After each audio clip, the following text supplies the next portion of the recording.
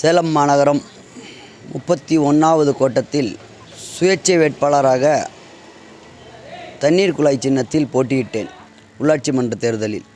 அது சமயம் தேர்தல் பிரச்சார நேரத்தில் மக்கள் என்னை மாமன்ற உறுப்பினராக தேர்வு செய்துள்ளார்கள்.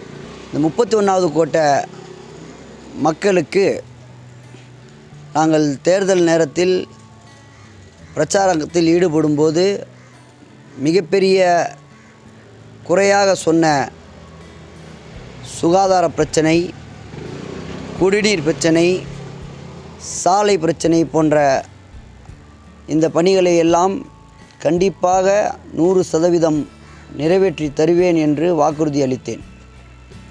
அதன் அடிப்படையில் இறைவனுடைய மாபெரும் கிருபையால் இந்த 31வது கோட்ட மக்கள் என்னை இந்த மாமன்ற உறுப்பினராக தேர்வு செய்துள்ளார்கள்.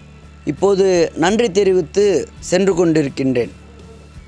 இந்த நேரத்திலும் இந்த மக்கள் என்னை அணுகும்போது கூறியது, இந்த சுகாதார பிரச்சனை, குடிநீர் போன்ற அடிப்படை வசதி தேவைகளை பூர்த்தி செய்து தருமாறு. கண்டிப்பாக இந்த மாமன்ற முதல் கூட்டத்திலேயே 31வது கோட்ட மக்களின் பிரச்சனைகளுக்காக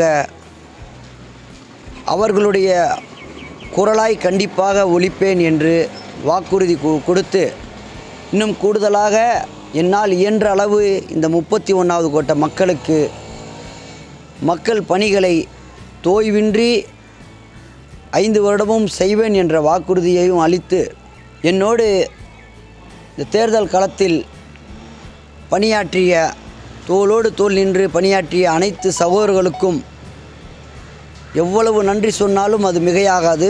அவர்களுக்கும் அதே போல் இந்த 31வது கோட்ட வாக்காளர் பெருமக்களுக்கும் மற்றும் என் கண்ணுக்கு தெரியாத என்னை